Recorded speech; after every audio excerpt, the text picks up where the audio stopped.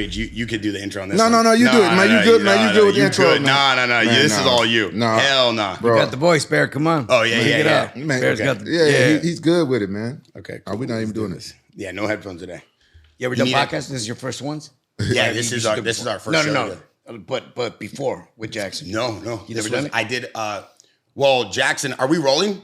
Yeah. Yeah. So Jackson is the jewelry brand, and we're like the #1 selling men's jewelry brand. Like all the Cuban links, the ones, the iced out Cuban 10s, everything. I mean, the jewelry looks electrifying on you right now. Thank you. And so Rampage was one of my first guys that I ever even worked with when I was like 20 years old. Right. And so I met Rampage. He was so kind to me. He helped me out when I was trying to build businesses because he used to come to my paintball parks. Yeah. We've been friends for 10 years. Fast forward to today, Jackson's the #1 seller of men's jewelry online. I love it. Most trusted men's jewelry brand. Everybody wears it. Every celebrity from OBJ, Cody Bellinger, Ryan Sheckler, guys like yourself. And now when we built this Jackson house, we're like, how could we build Rampage a training facility for getting them ready for boxing, for camps, private, where we could have some chaos and not get arrested. Yeah. So we built this boxing ring. We built the training center. We have the physical therapists. We have everything we need, the barbers, food, the chefs. And then in the process, I was like, yo, dude, we got to start a podcast so we could just have fun. And that's how the Jackson podcast came about. Yeah, I love it. Yeah. But listen, hey, we got the most legendary guest we've ever had. Yeah, they call it the out. one and only. The one and only. You see that mask? You see that? When that's on, you know someone's coming at you. How many masks do you have, Man, my wife and I go battles because she has a collection of purses and shoes. I got more masks than her. So fuck, we go down, yeah. Probably close to about 500. What? Yeah. That's crazy, because you have a mask for every outfit. Well, I mean, I use masks like for interviews, like the one I have right now. This style material and design. Well, designs always stay the same, but the material's what's different when I wrestle. When I wrestle, I wear a lycra, like spandex style. This is it's a metallic fabric, but yeah. I mean, when I wrestle, my outfit has to match. And even when I don't wrestle, you can see green on green. Yeah. I don't think anybody has made a mask, like wearing a mask, more famous than this man. Like when someone wears a mask, you go, oh, that's Rey Mysterio. Yeah. Like that's crazy. That's like the thing. Like someone says Kleenex or someone says chapstick. When you see a mask, you go, that's Rey Mysterio. Yeah, that's crazy. One of my boys told me one time, he goes, the mask to wrestling is like the sombrero or tequila for Mexico. It's iconic. It's la tequila. Speaking I should have said, huh? No, and you did it. Javier's, all the Javier restaurants? They just came out with their first ever tequila. They've been working on this for 10 years. They started their own tequila. Yeah, they have the best Mexican restaurants all over the place. What is it, reposado? This right here is like their version of like a 1942. It's called 1995 Anejo. 100% agave azul. Wow. Rampage, get in there. All right, man. You drink, right? Oh, yeah. cheers. Cheers. Okay, get in there. Yeah. Here we go. Let me do one of these. There we go. Cheers. I love it. I've never seen this kid drink. I know. He said he'll drink. Let's do it. go. Salud.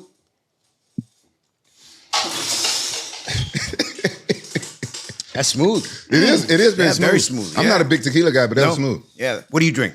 I like vodka. Okay. I like vodka. Oh, I have me like an old fashioned. Old fashioned. amazing. Good. Yeah. I love old fashioned. Yeah. I don't drink. Vodka gives me a hangover. It give you a hangover? Headache and a hangover. Tequila, I drink tequila all day. Yeah. Club soda, tequila, lime, good. You know what? I like tequila with cranberry juice. It's good. It's actually good. really good. Yeah. Yes. Yeah. Yeah. Wow. Yeah. How you What's wrong, feeling? man? Oh, I spit it out, but I can't believe it. Like you guys do that. It's so smooth, but my whole mouth's on fire. Yeah, you're not used to it. You're still a kid. He's still a kid, man. I don't drink. Man, I never seen this guy so hyped for a guest coming. He done Really? broke. No, I never seen him do that. Wow. What'd I do? So I was listening to the Flair podcast, and he wasn't that hype for Flair. No, he would not. No, wait, Ray, yes. When you walked in, I was gonna break everybody's face. I wanted to be your tag team partner. I tried to order a mask. They didn't make one big enough for my face. I should have brought a mask for you. I'll jump off the ropes right now and smash them for you. No. I gotta send you guys a mask. So you guys keep here as a I will trophy. wear it. Oh, that'd be good. Yeah, we'll put it up there. I'll wear it Yes, every most podcast. definitely. But I won't take it off. I'm gonna get something custom made for you guys. I always wanted to be a wrestler. That'd be I always wanted dope. to like Yeah. that. That'd be dope, bro. Yeah, I'll get something custom made. One of a kind. He tricked me when I first came here to meet everybody. He said, "Yeah, I got Rey Mysterio here because he knows everybody." I thought he already knew you. the kid you. Yes. So when I walked in, he was the first guy that said, "Bro, respect, man. I've been watching since I was a kid." I was like, "Cool. I love hearing stories like that, man. That's really dope." So I nicknamed that kid Rey Mysterio. Yeah. And he started working here when he was like 17. Yeah. Because he walked in and he was like jumping all over the place and he was like wild. And I was like, bro, you remind me of Rey Mysterio. I feel like he was going to fly off one of the shelves. Listen, I want to jump right into this. Let's go. How has it been bringing up your son in the business of pro wrestling? You guys have one of the most iconic families of wrestling that the world will ever see. And your name still at this level, you still wrestle at the highest level. So this energy, this excitement of your family is unbelievable. It's crazy. I mean, my story goes way back. I mean, I started very young. I followed into my uncle's footsteps, my mom's younger brother. But my son was pretty much raised around the business, you know, doing, he was already part of a story angle in WWE in 2003, 2004 with Eddie. And he just grew up around the business. He just never showed any interest, not until about the age of 19. And wasn't good at school, played football, but he wasn't going anywhere. And one day he was like, Dad, I want to see if I can break in the business. So I never expected that from him. I said, sure enough. That was when he was 19 years old. He's 27 now. And in the past 3 years, he's had the success that I never had in 3 years breaking in the business. I mean, times are different, but as a father, you can only imagine how proud I am. Yeah. Incredible. Yeah. You don't have any kids, right? Yeah. I got a bunch of kids. Yeah, okay. I had one that wanted to follow my footsteps, but you know, he felt like I feel like he's like, I think he's living in my shadows. Right. So he didn't want to listen to any of my advice. So I was like, all right. That always happens with parents, you know, especially for the career that I've had, the longevity, started at the age of 14. I'm 49 now. So I've been grinding for the past 35 years in this business, this profession. For my son to come in out of nowhere and not have my style, have a different build. He's 6'1". He's about 190. So it was very hard for him at the beginning to try to adapt and find his role as a wrestler. The comparisons were made, and of course he couldn't live up to them. Not until we separated and he continued on his own path without having his dad by his side, and that was the best thing that could have ever happened to him. Yeah. That's incredible. Yeah. Who made that decision? Because there was a point, and I've been following wrestling since I was a kid. You know, I grew up on Macho Man Randy Savage and Booker T, all kinds of crazy things, and I loved wrestling, and I still do. We still watch it. And like I said, you're an icon with the way that you've able to hold your style of wrestling. We see some wrestlers from the past can't transition in this new age, and you've really amplified it to a whole new level. And then you have these storylines. Who made the decision to say, you know what, I think it's time that your son moves on without you, because his style didn't really match up, and the comparisons were becoming overly abundant of, hey, he's not going to live up to his dad. He's not going to be that same level, that caliber. You know, It's crazy to even put a name behind someone that really had the idea of separating us. But I think it was just a work of minds put together. We became the first father and son tag team champions in the history of WWE. It has never been seen. So, and I was trying to go back and think, who else had their father wrestling? And I brought up the name Chavo when I walked in here. Chavo Jr. and his father were in WWE at one point, but they never got a chance to wrestle together. You know, it was separate. So we were the first ones. But they kind of figured out that we had different paths. We didn't have the same style of wrestling. And when they came up with the idea, when I say they, the writing team, Triple H, Bruce Pritchard, they said, I think it's if we go this way. And Edge at the time was part of WWE. Edge was getting ready to form a group, which is the Judgment Day. Separation came, and I think the main idea behind it was the fact that we try to relate wrestling as much as we can to real life, and who doesn't fight with their kids? You know, kids always think that they're right and the father's wrong. Yeah, they don't take advice from the dad, and just to be able to portray that story on TV for the fans to view was probably the success of the story. And then him separating from me and not having me yap in his ear, telling him, you did this wrong, you could have done this way, or just trying to correct him as much as I can as a father's point of view. I think he just, like you said, he didn't want to hear it. He was tired of hearing my fucking voice, just telling him what to do. But eventually it worked out, and his path was like finally when he started working alone, meaning away from me, but with his group, with his peers. It was Priest, Finn Balor, Edge at the time, and Rhea. All those names that I mentioned, Rhea, Priest, and Dom. Finn was already Finn, but Rhea, Priest, and Dom are the ones that have grown incredibly in the past 3 years. And like I said, to see my son growth in the past 3 years has been phenomenal. Yeah. It's crazy. And we've seen it. We've seen there's no doubt about it. The like star power that you guys have as a family now is like incredible. And now that he's kind of like you said, he's on his own island and he's doing his own thing, and he's kind of like secluded, like away from you. And it seems like it amplified both characters in a way too, though, because now everybody loves this storyline. Yeah. When they talk about tag teams and stables, like a lot of people talk about the people they've worked with and the people they've got to partner up with, like Chavo never got to be with his dad in a tag team match. You got to wrestle with your son and win and do things of that nature. What was like the favorite tag team stable you've ever been able to work with? Like as far as partner wise, man, the run I had with Eddie and I was probably one of the hottest ones in my point of view, as far as the love from the fans. At the end of the day, what we do is we do it for our fans. We try to get them hooked in and enjoy as much as they can, whether it's 2 hours or a 3 hour show. And personally, for us, it would be just the 10 or 15 minutes that we spend in the ring. You know, how do we get them hooked?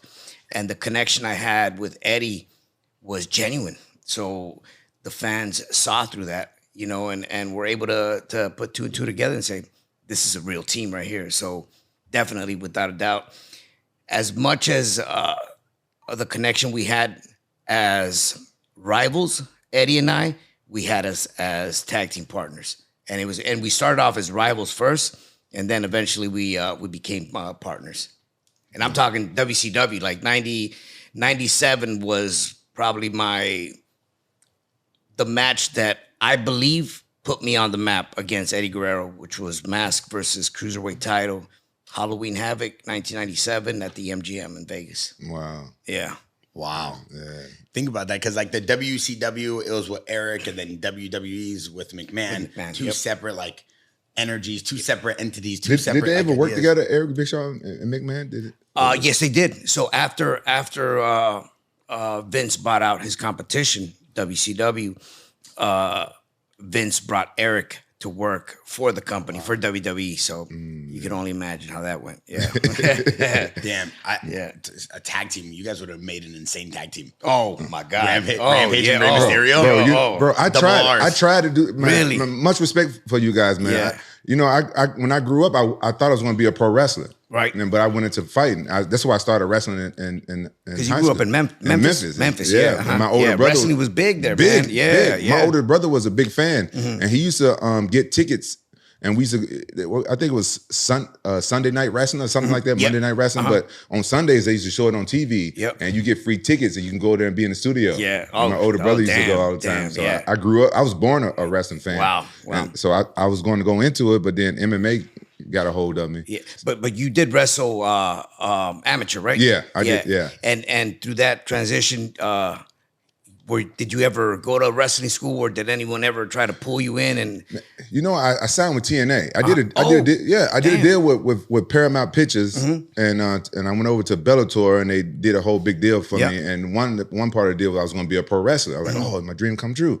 But they never trained me, and so but I went there, and I was working with a couple of guys. They had us called a Main Event Mafia or something like that. But they never trained me. I never really actually got a chance to do much. That was what year? Give or take. Man, I'm bad with years. This was early like 2000.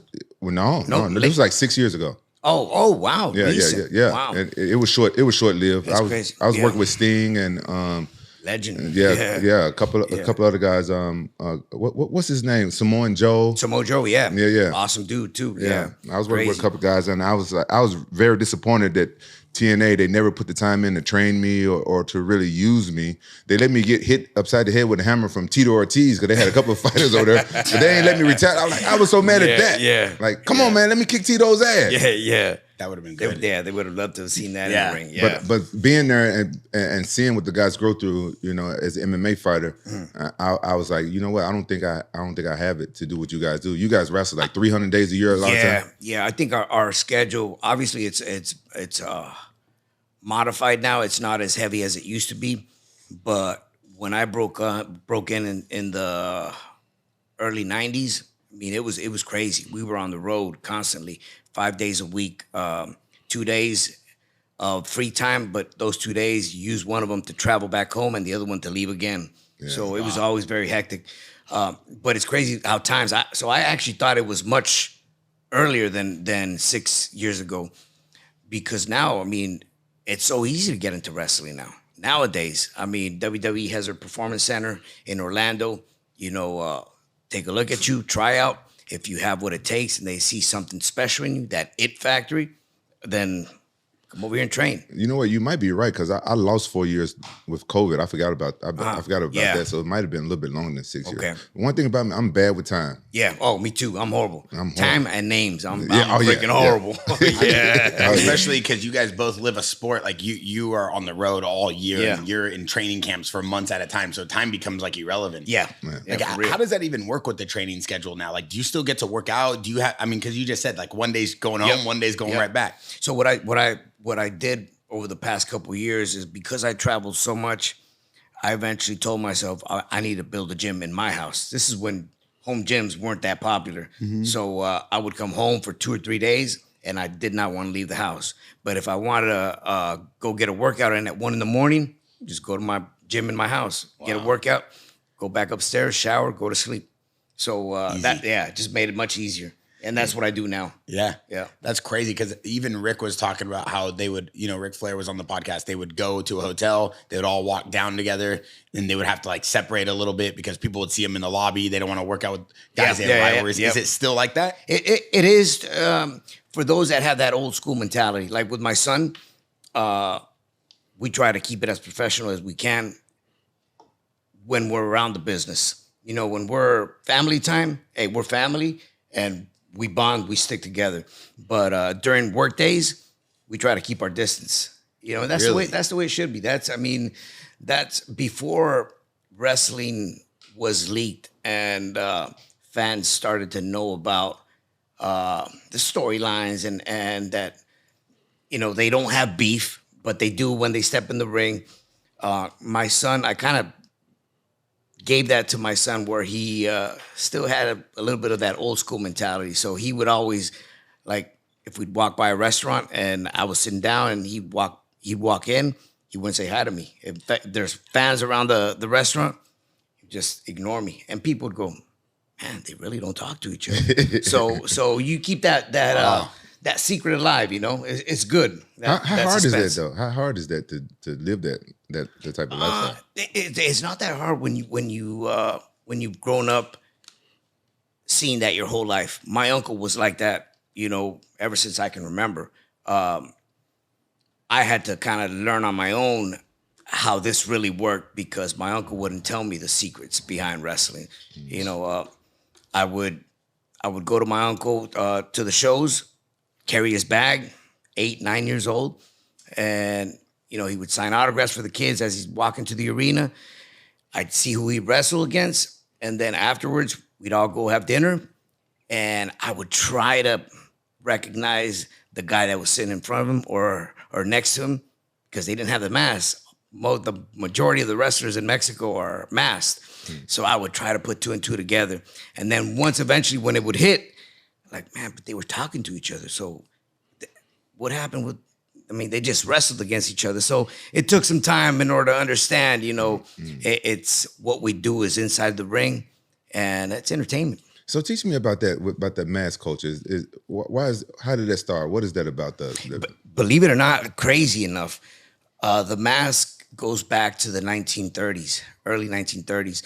And the first masked wrestler in Mexico was an American. What? Which is crazy. Yeah. That's from doing my research and learning how the mask came about in Lucha Libre. Yeah, it was an American that came over with the mask. And over the years, obviously, it evolved. And, you know, some like to say that it's a representation of the Aztecs and the Mayans for the face paint that they used to use before battle, which is very similar to what we do. You know, we step in the ring, we're going to battle. You know, but overall, it's been part of our culture since then, and the most famous mask in Mexico over the years has been El Santo, the Saint. And reason being is he was the first wrestler to ever jump from wrestling, lucha libre, into Hollywood. Yeah, so that mask became iconic. He became an actor? Yes. There's a lot of movies from... But this is back in the day? This is maybe late 60s, 70s. Yep. Oh, wow.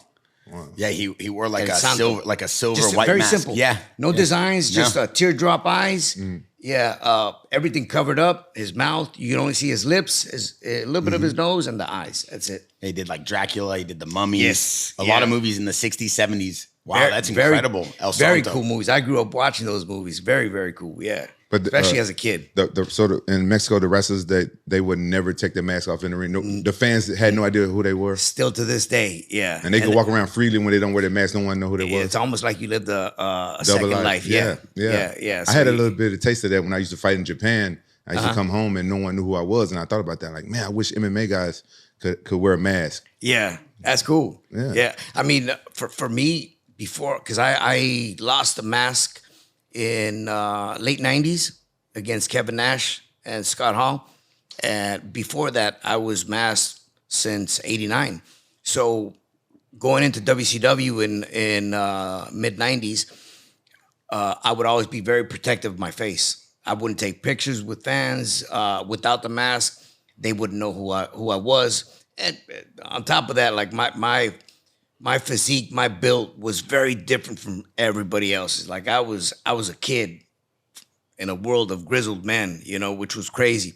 But for me, there was a distinction between the wrestlers during that era and myself. And in a way, that's what kind of gave me the popularity with the kids. And that's how the kids kind of attached to, who is this kid, man? And like Rey Mysterio said, you know, he said, since he was a kid, he's been watching me. So yeah, it's beautiful to hear stories like that where you've motivated or you've inspired someone throughout their life, and they grew up watching you. Oh, without a doubt. I mean, you've inspired generations of kids who look at you as this, you know, resilient fighter who could go in there with, you know, superstar giants. Like you said. I mean, imagine a guy like The Undertaker. What is that guy, like 6'7", 6'8", 6'9"? He's huge. He's huge, especially like, standing in front of him. Yeah. So like you have these kids growing up, looking up to you, saying, this guy is going in the ring with some of the best to ever do it. And he looks like me and he has my size because you're not the tallest guy in the ring. Right. And so you've been like an inspiration for them. And like you said, that whole storyline leaking is a big deal. Like me growing up, I didn't think the toughest man on the planet was Frank Shamrock or Hoist Gracie. I thought the toughest man on the planet was Stone Cold Steve Austin and Undertaker. You know what I mean? Like there was a different lure to a wrestler. I mean, in my opinion, you know. Why do you think that was? Well, because there was no social media. Yep. I didn't know if the Undertaker was really a vampire or not. I used to think this guy was like the boogeyman. I thought I would, dude, I thought if you closed the lights and you said Undertaker 3 times, he'd pop up. Like I thought if I walked into a bar and someone was drinking a beer, Stone Cold would come out smashing things. Like I've been smashing things for years because I always wanted to smash. You know, like these guys were characters. They were real life movies. They were like reality shows before reality TV, and I got to follow them and learn about them. But dude, my family, I have a cousin Maria, obsessed with wrestlers, and she's a woman, and this is all she loved doing. She don't watch UFC. She still watches wrestling because there was storylines, there was characters. But now I feel like it gets leaked a little bit, and then maybe people that are above a certain age feel like, oh, I can't watch that. I need to go watch UFC or something because then they feel maybe they're not attaching to a character. But we still see wrestling growing at the highest levels. Yeah, especially now. It's interesting. Yeah. So it's an interesting dynamic right now. Yeah, especially now with Rock coming back and how most of the storylines that we have going on in WWE are very family oriented. You know, like I said, being able to feud with my son and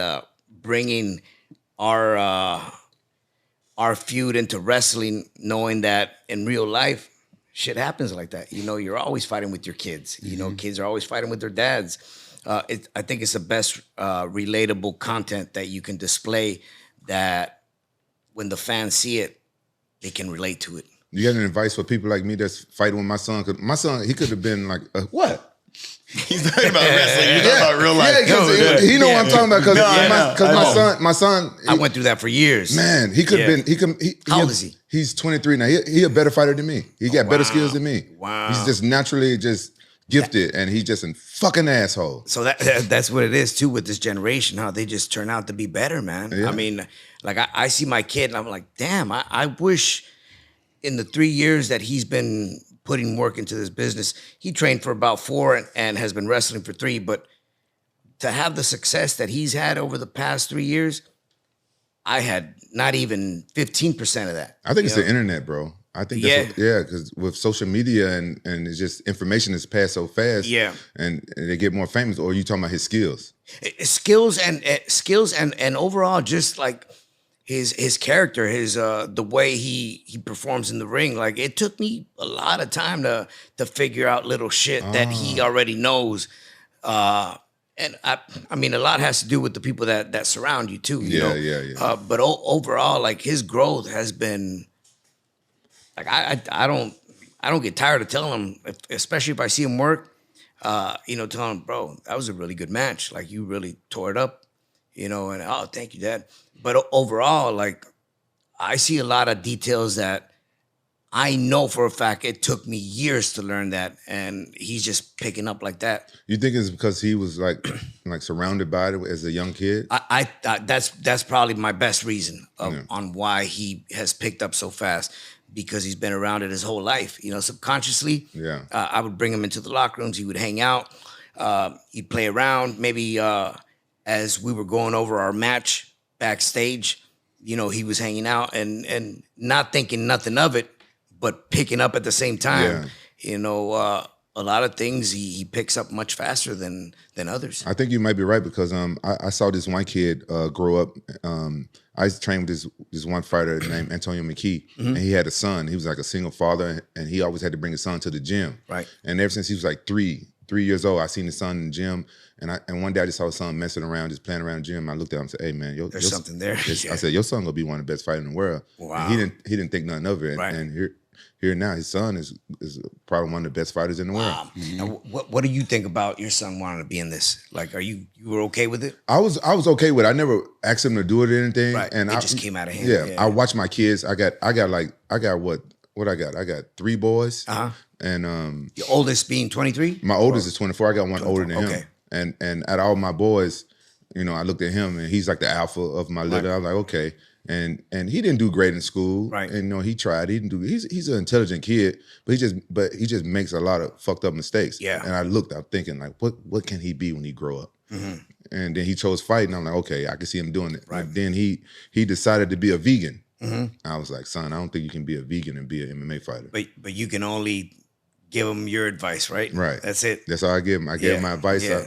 He's training with the right people and stuff like that. But I was like, son, I don't think you could be a vegan and be an MMA fighter. I just don't see how this going to work, because your muscles need animal protein. Yes. Uh-huh. Because that's when you work out and you hurt your muscles. You are what you eat. Right. And he don't understand that. He said he want to be the first vegan MMA champion. I said, hey. I said, go respect ahead, son. To that. Hey, respect to that. If he can pull it off, wow. But he's always injured. I'm like, how you gonna do it? He's always injured. Yeah. I don't know if he's taking right something. I got a science behind it. Yeah. I got a smart ass mouth too. I said, hey, I want to be the first man to jump off a 100-story building without a parachute. That didn't go over too well, but. Oh man, you're talking to someone who jumps off the rings for a living, flies not too. 100 feet though. That's too high for me. I'm afraid of heights too. No, fuck yeah. No, you're not. Oh yeah. I'm claustrophobic and I wear a mask and I'm afraid of heights. Yeah, the two things you do for a living. I think that just happened over time, because I wasn't like that. Okay. Over time, I became claustrophobic. Every now and then, when I would fly out, as soon as that door plane closed, I would start hyperventilating. I'm like, wow. I'm good. And a couple times in the ring wearing a mask. So my mask used to be all covered up. The one that I used to wrestle now has the back part open. So from the back of my skull, my hairline, all the way back, it's open. And it's open from the mouth. But before, this is a zip-up tie. the ones that we used to use back in the day, old school, it was like a shoelace. So you'd have to tie it. And again, there was a piece here that covered the top of my lip, and it would go all around, kind of like the Santo mask that you just saw right now. Yeah. But over time, it was just like, I need to breathe. And I started adjusting my mask so I could feel more comfortable in the ring. That's crazy. Because there was a point in WCW where you were no mask, right? No mask, yeah. Yeah. Do you miss that freedom? It was actually very weird for me because my whole life I'd been wrestling with the mask. So to know that I'm going into a match and I already know the decision, I'm going to have to lose the mask that night, which we fought for a long time, trying to convince them not to make me lose the mask. But that was, at the end of the day, that was their decision and they wanted me to lose it. So it felt kind of weird at first. I felt like naked. Like to a certain degree, putting on the mask gives me a different identity. But for that period of time, it felt kind of awkward at first. But I kind of found my mold and I started to adjust and felt comfortable after a couple months. That's shortly after is when WCW closed down and I came back, or I signed with WWE and they were like, "We want you to come back with the mask." All right, I'm all in. So it was hard for you to fight them on it to make it. Oh yes, yeah. Eric Bischoff at the time was the president. So yeah, we were just trying to explain the history behind the mask and the meaning and how the mask is a huge attraction for the kids. You know. Superhero vibe. Did they tell you their reasoning behind them wanting? They just thought that I wasn't a bad looking guy, that I would do good without a mask. Again, here in wrestling in the U.S., it's all about the face. This is what sells, you know. So they thought I could be a good representation of a baby face, a good guy, and but I thought the opposite. I thought no, the mask is what. And they really didn't brand the mask the way they should have or they could have. But sure enough, that came right after. Once I signed with WWE, they put those masks all over the place. And because of that, you know, it's one of the most iconic masks around the world. So how did your relationship change with the fans once you started wrestling with the mask off? It was weird in Mexico. Because in Mexico, when you lose the mask, they don't want to see you with the mask again. Especially a lot of wrestlers, when they lose it in Mexico, they'll come back maybe a year later under a different name, different character, and they don't know who it is. But for me to have lost my mask and then go back with the same identity, same design, same everything, they were kind of like, no, we don't like that, man. You already lost it. You can't wear it anymore. But over time, I won the crowd, and they're like, you know what? Respect. Respect, yeah. Wow. Yeah, that's pretty crazy. I mean, even the people you worked with, though, when you were wearing the mask, not wearing the mask, you have some iconic groups, too. Like, you did the No Limit Soldier, Master P thing. Yeah, Master P. So Master P is like a legendary rapper. How did he come in? How did you get partnered up with Master P, the No Limit Soldiers? So at the time, they had a country group, Kurt Hennig, Barry Windham, and rap was so big during that era that they wanted to do a contrast and see how it would work out. I believe it was Conan and somebody else that kind of pitched the idea of what if we do a feud with Kurt Hennig, to me, one of the greatest to ever step in the ring. God rest his soul. But it all came about just because of the differences, country and rap. Let's hit it off. Let's see what happens here. How was Master P as a wrestler? He never wrestled. He was just the name was behind the group. He had a bunch of his crew that wanted to break into wrestling. That was another thing that was brought up. The fact that he had two of his bodyguards that wanted to break into wrestling. So that was kind of the introduction through Master P. Got it. Yeah. They didn't make it though, huh? No, they were good during the time, but when WCW closed down, everything just kind of shut down and everyone went different directions. You remember when Floyd Mayweather went against the Big Show? I actually got hurt before that. We were doing a tour in Latin America. We were in Chile, and I tore my bicep that night. I came back, and the following week we had the pay-per-view where I was supposed to come out with Floyd, and against Big Show. So what happened was had a program the surgery, and the only thing that we did was an interaction. But I do remember being in Vegas, Floyd jumping over the barricade, Big Show getting on his knees, and he went, pop, pop, pop, yeah. broke his nose.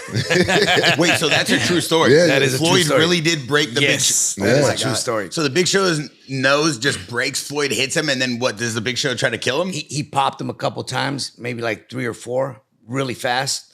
And I just remember Big Show telling him, just take care of the face. This is the money. All right. He goes, don't worry, I'm a professional. That's the first thing that happened. Damn. Yeah. That was a big crossover at that time. Oh, That was- yeah. I mean, we had already had Dennis Rodman with Flair and with Hogan and all that. They were already doing a lot of combinations, like mix-ups with celebrities or athletes from outside. Yeah, I think That's always been big. Yeah, there's like a part in the HBO documentary or the ESPN documentary with Michael Jordan's documentary. It's Dennis Rodman riding off on the motorcycle, and he's going to WCW with NWO. Hog right? Wild, yeah. And it was Hulk Hogan, Dennis Rodman, because who was and wait, it was New World Order was Hulk Hogan, Dennis Rodman. It was Scotty. It was a bunch of them. Scott Hall, Kevin Nash. And they all just rode in on the bikes, right? Yep. Were you working with them at that time too? I used to travel with Kevin Nash during that time. Okay. Obviously, I was way below their league. I was just breaking in the business. But to be able to have that experience being around them and hanging out and just picking their mind was incredible. But yeah, that was actually a very good era for wrestling, because that's when the Monday Night Wars were just going head to head. You know, WWE versus WCW. And we were killing them in the ratings. It's crazy. Yeah.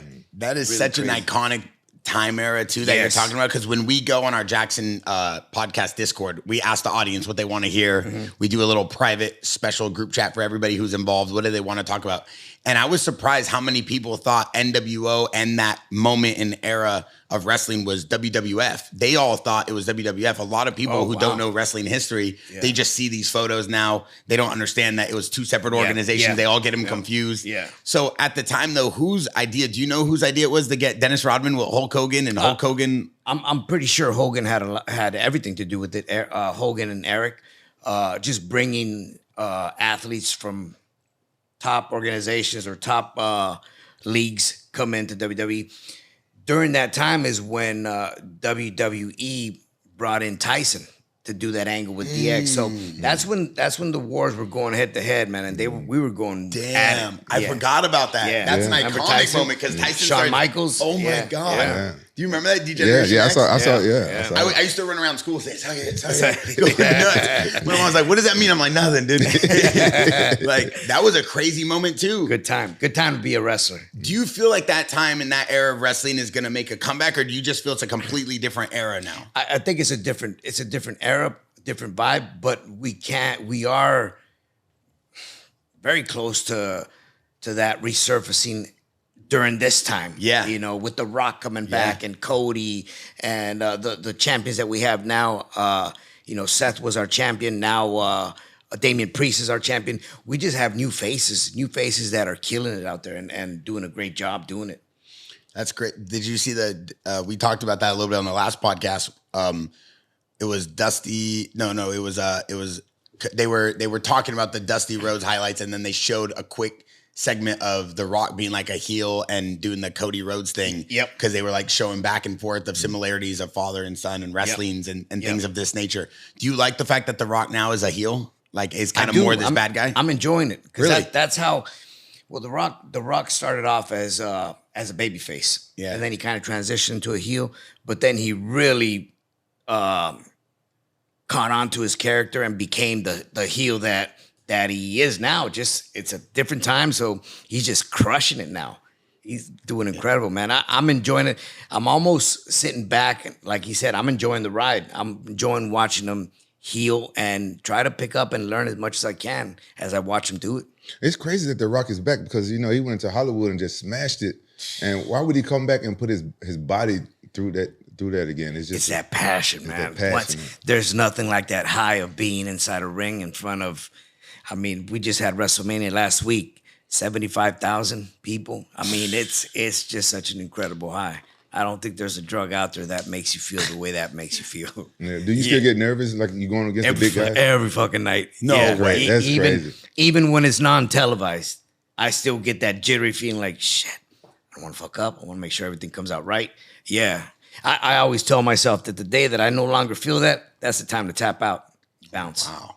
Yeah. Yeah. Wow. I was having that problem in fighting. You still do? Yeah. Well, I still get nervous. Just controlled. But my last fight, I wasn't worried, and I should have been super worried in my last fight. And that's why I want to go into boxing. I'm gonna see if I get that, almost like a fear, almost get that nervousness. Yeah, that's something I've never done. That's exactly what I get every single night. Yeah, every time I have to step in the ring, I still feel that nerves. It starts up very light and it just kind of builds up, especially for moments like WrestleMania last week. It's crazy, and I was able to wrestle my son for the second time on the biggest stage, which is WrestleMania. Yeah. That's an incredible moment, though. How WrestleMania is still like it's almost like the Super Bowl for sporting events. Still, yeah, it's crazy. This one was super hype. Obviously, with The Rock coming back. I mean, we've seen Rock come in and out and do appearances, but to have him come back and legit perform for one complete night was. A lot of fans were really stoked to see him come back. You think, and as a heel, you think physically, like his wrestling is better now or before? He hasn't lost a beat. I'll tell you that. Really? Yeah, he looked incredible, man. Yeah, when you look the way The Rock looks, and he's been looking like that for I don't know how many years. I mean, he's always stayed in shape. I'm sure that during Hollywood years, he wasn't stepping in the ring, prepping up for a match. Prior to WrestleMania last week, I'm sure he stepped in the ring a couple months or weeks before, and he looked really good. He didn't lose a beat, man. I gotta ask a question though. My wrestling coach from high school used to tell me that pro wrestlers, when y'all ran, y'all sang or talk. So when you talk on the mic after a match, you can talk and you know how people they try to talk. Well, yeah. Is that true? Did you guys run and sing or something at the same time to control your voice while you like? Not really. I mean, he was lying to me. He's like, no, not a chance. I still do that to this day. I run. I be trying to sing or say something.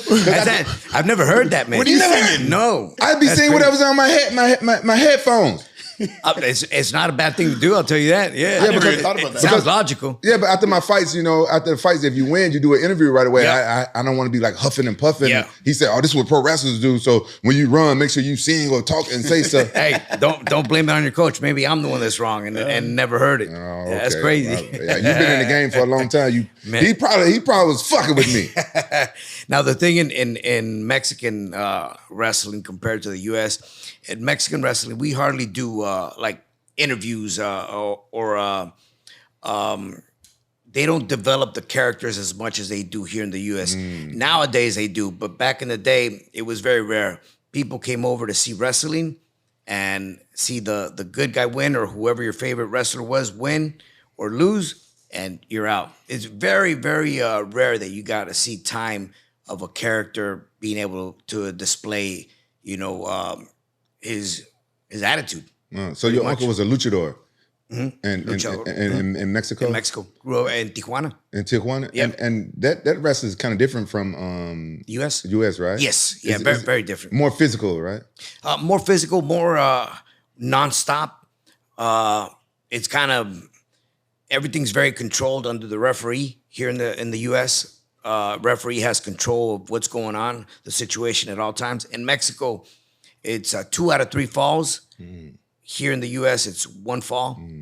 There might be a time limit. Maybe there isn't. I was hearing Flair talk about the hour matches that he had. Back then, it was during his time, it was very popular to have like a 60-minute draw limit.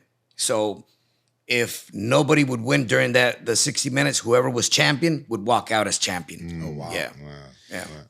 Lucha Libre, that is like considered a true freestyle wrestling. Freestyle wrestling. Yeah. That's the correct interpretation. Yeah. Okay, cool. Because yeah, go ahead. I learned about Lucha Libre from that movie. Nacho Libre. What a great movie, man. It's a great movie, bro. What a great movie. How true is it? Did they keep the essence of the? So the movie was actually based on a real priest there's a priest in You Mexico. say that to this guy right now. I learned about your sport through Nacho Libre. I grew up in Memphis. We didn't have Nacho Libre. It's all good. I'm sorry about It's him. all good.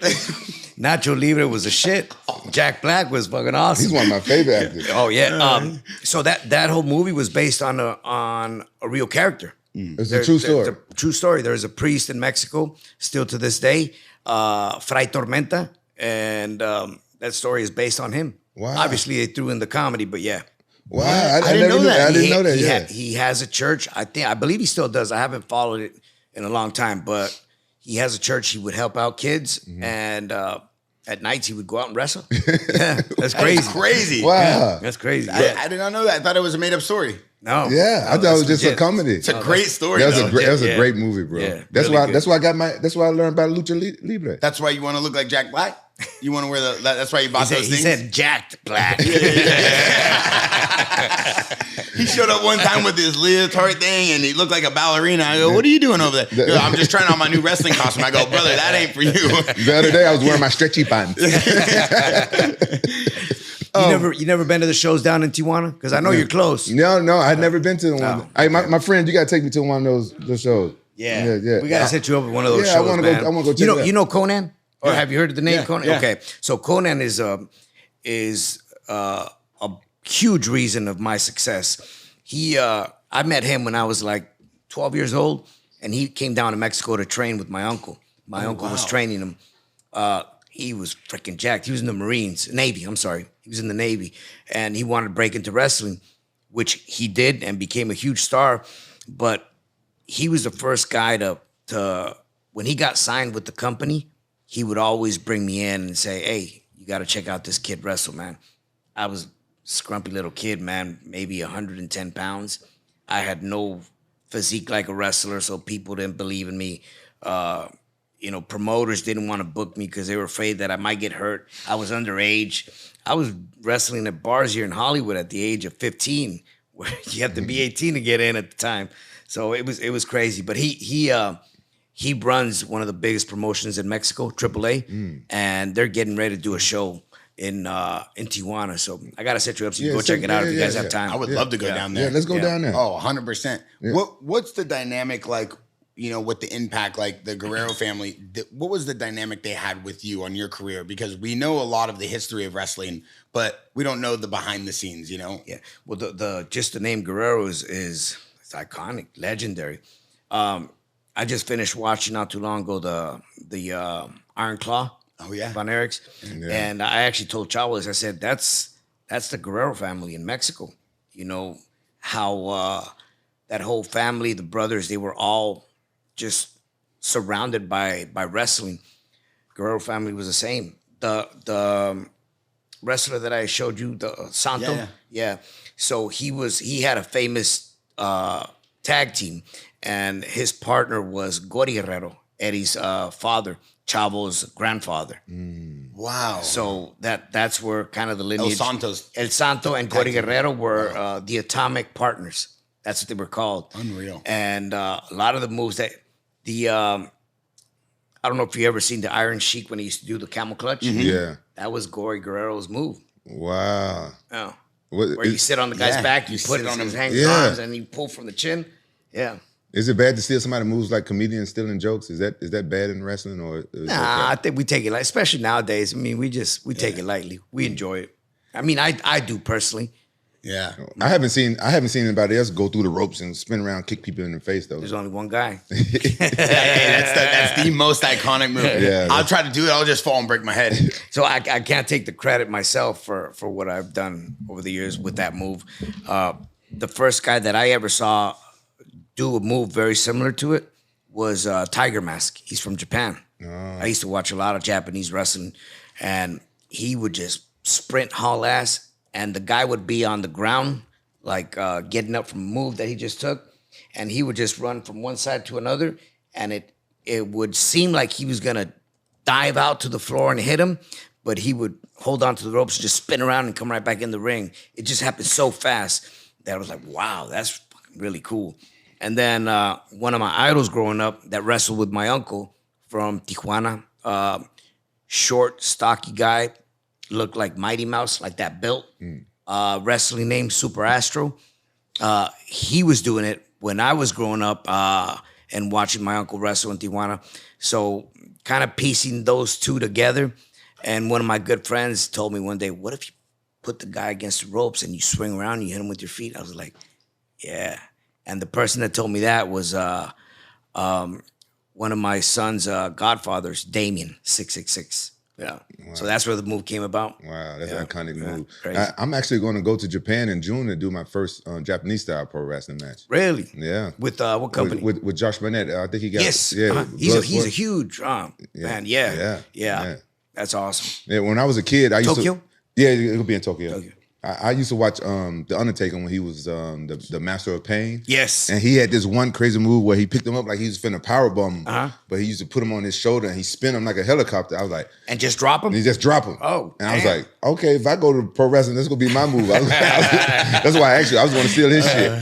Like we say in the business, good luck with whoever's going to take that, man. Yeah, that's probably why he stopped. That's probably why he stopped That's doing got to it. hurt. I didn't know the business. Because you have no control. Once you're spinning and you let go, the guy that has you here has to make sure that he doesn't over-rotate you and that he drops you just so you can land flat. Yeah. But it's impossible sometimes. Yeah, that sounds painful. Yeah, that's probably why he stopped doing it, huh? Yeah, probably. Because when I did the movie A-Team, they had us do a promotion where we went to WWE, me and Murdoch, to do some promotion. They had me as Mr. T in the ring and stuff, and we did some pro wrestling. And the guys wouldn't let me powerbomb them. I'm like, look, guys, I know how to do this. They're like, no, you have no idea how many times I got powerbombed where my head just whiplashed just because I'm so light. And it all depends on the guy who's giving you the powerbomb.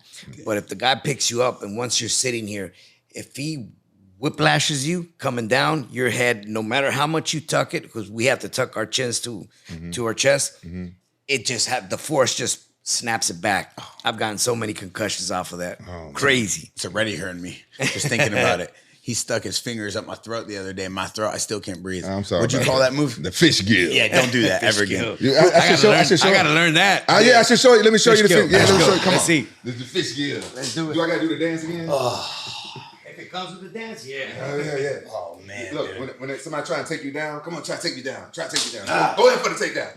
Just grab me right here. Damn. Right underneath. How's that feel? Oh, dude, I can't breathe. Come on, try it on fish gill. No, let Rey Mysterio. I gotta feel it first. I gotta feel it. Oh, no. Go easy on it. I gotta feel it.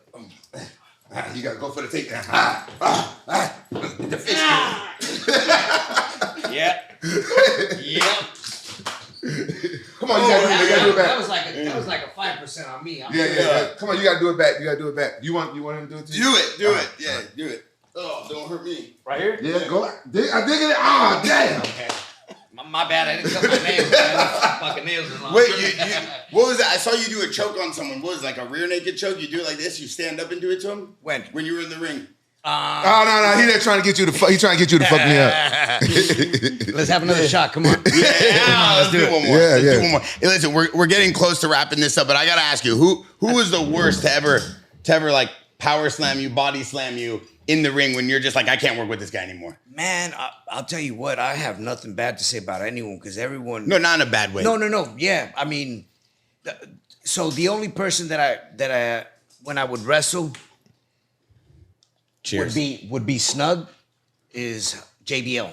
Oh wow! But I enjoyed wrestling like that. Really? Like, you gotta remember too. I grew up being the smallest kid in the class, gym class.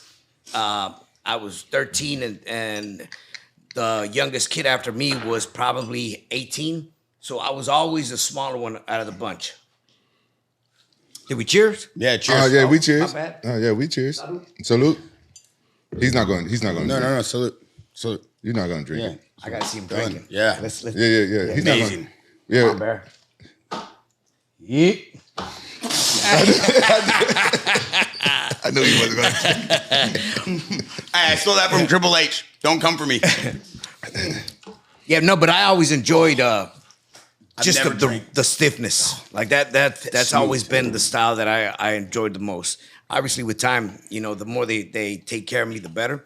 But as long as you're safe with me, I don't mind taking a good hit. We're not doing no more with you. You just spitting. You just wasting good tequila. No, this is amazing. Oh, they're gonna kill me. Here, one more. Cheers. No. One more. Come on. No. You need it. One more. You have a driver. One more. Come on. I got a train. I got a train after this. I gave you a baby shot. One more. I gotta see you take it first. Yeah. One more. He's not going to. Hey, cheers to the one and only. I've been watching you fly around the ring, knock people in their head, and walk out with a belt since I was this tall. I'm still this tall, but it's unbelievable to have you here. How old are you, bro? Thank you, man. I'm 33. 33. He's still a kid. He's still a kid. Yeah, I'm still a kid. What do you mean, dude? You play a zombie game every night till 3 a.m. You call me a kid. Cheers. Unbelievable. Look at this. This is iconic. Rampage Jackson, Rey Mysterio across from the table. Right now, if I was promoting a fight, I would say, drunk. No, I'm not trying to get no one drunk. I'm trying to get you drunk. How could I get you drunk? You're like Andre the Giant. It would take 7 gallons to get you drunk. What you talking about, get you drunk? He's that man could drink, huh? No, we heard from Rick he drank 2 gallons of wine in one day. Yes, that's crazy. I've heard stories about it. You never. No, so the one time and only time I got a chance to see Andre, I was probably about 11 years old. He actually went to go wrestle in Tijuana, where I grew up. Oh, no way. And he partnered with my uncle that night. And I just remember being a kid waiting to see this giant come out. I'd never seen him. So to go into the locker rooms and into the arena where we wrestle, the door is I can touch the door if I'm standing. And it's a tunnel that just one straight shot going up. I just remember him walking out, and like as soon as he stepped out of that door and made contact with the fans, fucking huge. Crazy big. Huge. Crazy. At 11 years old, seeing someone like that, you're in shock. You was really close to him? To Andre? Were you close when you could see him? When you could see him? I was probably a good 30 feet away. Yeah. Still sitting big. on stands, yeah. He was still big to you. Oh, yeah. What about guys like Stone Cold and The Rock and The Undertaker? What about that genre of wrestlers? Like, who do you think was the best out of that genre? Because everybody calls that like that genre where you were coming and everybody was coming to the forefront. Who was the best out of that crew? Man, it's hard to say. Everyone had their own swag. Stone Cold coming up during that time, which that was a time where WCW was on top. And when The Rock and Stone Cold became really hot, that's when everything just kind of just shifted over. DX. But overall, they all had their own swag, man. They created something different that was never seen before. So that stuck with the fans. And it all has to do with timing, too. Like, depending on the era that you're living. Yeah. During that time, that shit was hot. Was Undertaker as good of a wrestler as everybody says? Because we know his persona was incredible, but we've heard that he was one of the best wrestlers ever. One of the best. Really? I had the opportunity to step in the ring with him a couple times, and true professional. Awesome. Like, what makes him so great, though? Like, how is he so iconic as a wrestler? We know the persona is incredible. Lights go off. He's there. I saw it. He was wearing the boots. He was in the ring. I just saw it again. I had flashbacks. He was my favorite wrestler as a kid. As a young kid. Yeah. You think of all these little factors that make a huge difference: timing, sequence, like psychology-wise. What, especially working with a guy like me, size difference. What can we do that makes sense that the fans can perceive as, oh wow, he really knocked him on his ass? Little things like that, and he was just very good at putting pieces together. Not to mention that the first time I wrestled him, I ended up breaking his orbital socket. The Undertaker? I was scared shitless, yeah. You broke his orbital socket? Yeah. From the kick? Yeah. No, so I do this move where I spring on the top rope, and I jump, and I pretty much sit on your chest and bring you down. I think what happened is when I sat down and we both fell, my ass went like this. And it pushed up against his face. I'm not that big. My girl did that to me last night. You a sick puppy. You a sick And you're okay, puppy. right? I'm okay. I'm okay. No, he does that pink guy. You're right. You don't have an orbital eye, but you do have a little pink guy. That's what you get. Yeah, imagine being the first time stepping in the ring with him. You just, as a legend that he is, I just wanted to make sure that my work was good enough to please him to say, hey, let me work with him again. And I wanted to make sure that I didn't hurt, because that's we protect each other. We gotta feed, we gotta fight, we gotta live to fight another day, and we gotta make sure we're good. But with him, it was like I was really tense. That butterfly nervous feeling that I had, or that I have every time I step in the ring, it was like 3 times as much working him for the first time. But overall, an incredible person, incredible human being. He wasn't upset about that. He knew it was a mistake. No, he 100%. Yeah. He wasn't mad at you? No. He didn't yell at you, nothing? No. And we worked again a couple times after Really? that. Yeah. Wow, that. Now, yeah, I've heard nothing but good things about Undertaker. Me too. Man. That's good what heart. I asked. I've heard Good that heart. he's like the wrestler's favorite wrestler. The complete opposite of what you see in the ring. That's crazy. Yeah. He's a big MMA fan too. No, Oh, yeah. yeah. And I saw him because Rick, I've known Rick for years. And then when Rick did that retirement event, the purple match one, like the 7th retirement event. The Raw. Just recently. Yeah, it was like a year ago. Yeah. But Undertaker was there. One. I went to you were that there one. too? Yeah, I was there. Yeah. Okay, yeah. So I saw Undertaker there. I go, damn, that's crazy that he would support Ric Flair at this level. Yeah, you know? Taker has an incredible heart, man. Him and his family. They're just good human beings. What I about love Stone that. Cold? Same. Yeah, I've never really kicked it with Stone Cold as much as I have with Taker. Yeah. But you can tell he's a good-hearted man. Yeah, Ric Flair make it seems like all you pro wrestlers, y'all hang out together like a big boys club, man. Well, if you think about it, we spend more time with each other than with our own families being on the crazy. road. So I mean, He said he miss it when he's with his family sometimes. He miss being with the boys. Yeah, that's crazy to have that feeling. Yeah. Like for me, I've always been. I love coming back home, being around my kids, especially when they were younger. It's hard now because obviously they're all grown; they have their own lives now. But when I come home, I love being home. I love enjoying my time at home. Yeah. You know, after 35 years of grinding, I don't mind. Yeah, you live a different lifestyle than Ric Flair as well, I'm sure. Because Ric Flair, man, he is a party. He's like a party. Bro. I wish we would have filmed our dinner with Ric Flair at Nobu instead of the podcast. Because Ric Flair walks into Nobu, kicks down the door. He's screaming and yelling at every waitress. He goes, "Where's the table for Ricky Flair?" He walks to the table. He goes, "Where's the food?" That's Rick. I want 20 shots for the whole bar. I said, "No 20 shots. I'm paying for tonight's dinner. We're not doing all that." Then he goes, "Bring the finest tequila you got." I go, "Bring the house tequila. We're not doing all that." He lives at the highest level. Like people think it's an act. If you don't know Ric Flair, that's him. oh, it's That's him. And That's him. It's after crazy. dinner, he was like, "Let's go get drunk." I was like, "I got drunk at dinner." They had like 10 rounds. They had like 10 rounds at dinner. It was like a 4-hour dinner at Nobu, and then we're walking out, and he tells Rampage, "You ready to go party now?" Rampage looks at me. I go, "That's all you, bro. I'm going home now." That's crazy. What, the guy, he's 70 years old and still drinks like that? Yeah. Crazy. Yeah, and he's been doing that for years. Unbelievable. Yeah. As we get ready to wrap But I up, think that's if he didn't have that, I don't know where he would be at. You know, he loves that's his life. He loves being that. Yeah. You know? because it's You him. gotta respect. Because it's not a him. character. No, that's no, what people you're don't right. get. Yeah, It's him. If it's You're you, right. you love it. Then Bro, everybody love it. Do you know how many rap songs they mention Ric Flair? Oh, man.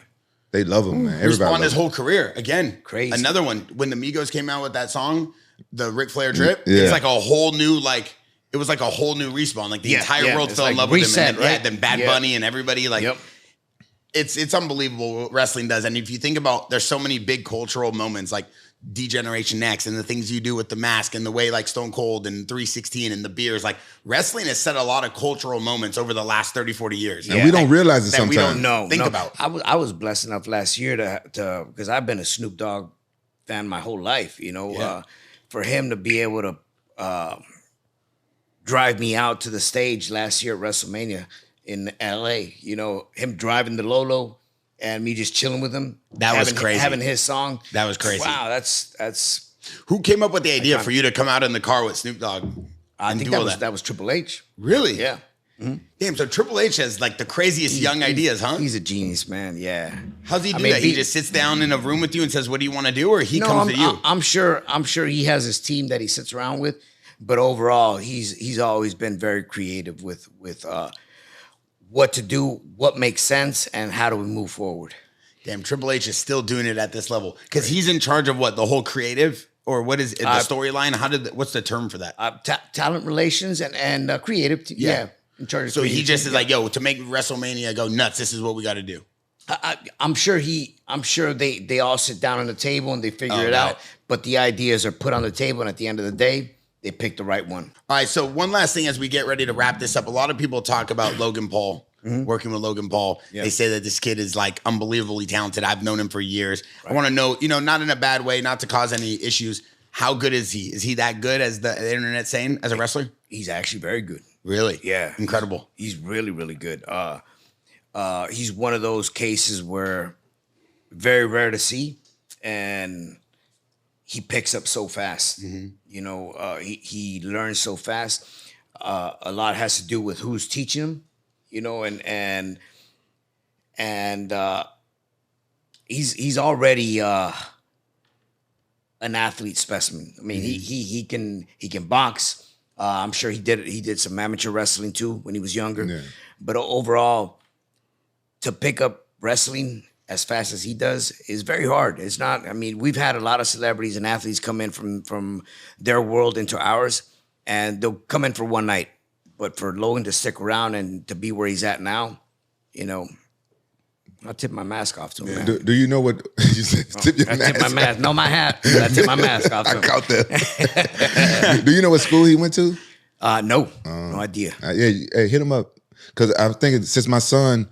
No, I think Shawn Michaels trained Logan, right? So they do have the Performance Center in Orlando, Is it Orlando? and that's where most of the WWE talent, upcoming talent, trains and get prepped to eventually make it to NXT, Monday Night Raw, or Friday Night SmackDown. Is it an invite only, or can anybody go there and try out or whatever? I really don't know how that works, but I'm sure it's always good to when you put in a word. It's like anything else, you know. Yeah. They'll try to keep a close eye on him. Yeah, I'm gonna talk to my son, see if he want to do pro wrestling because. Let's connect after the pod, man, and see if I can put you in contact with the right people. Thank you, man. Yeah, You want too. Me? Yes. I'm too Bro, old. you would kill it. I'm too What do old. you mean? Let's go. Have Bro, you I'm seen 45. Gable Stevenson at all? Yeah. He's one of our Jackson athletes, USA Gold Olympus. I just saw him last week too. Oh, really? Yeah. How's he looking? He's looking good. He's looking jacked. Yeah. Yeah. Does he have a character that you like or something about him that you like yet? So I've seen very little of him in the ring. Okay. Just like snips and clips that he posts, but he can go. Good. He can freaking go, man. He's a big athlete, man. He's good. Yeah. So as we get ready to wrap up, one thing I want to talk about is your amazing partnership in Latin America with Max and Cartoon Network. Yeah. Rey Mysterio versus the Darkness, season 1. It's a cartoon show. Yeah. How did this come about? What is this? About 8 years ago, I sat down with a group of friends down in Mexico, and they wanted to pitch this idea of creating a cartoon, and I was all in for it because one thing that I wanted to do over the years of my wrestling career is create something for the kids, and I wanted to do something animated. We're talking 2002 when I started with WWE, and over the years I was hoping that something would rise, but it never did, and it's all good.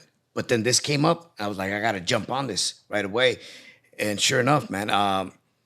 We talked 8 years ago, and the process is so long, and it takes so much time to create content. And so it's streaming now on Max. So in Latin America, if anybody's in Latin America, if you want to watch Rey Mysterio versus the Darkness. The idea eventually is to be able to bring it into the U.S. It's in Spanish?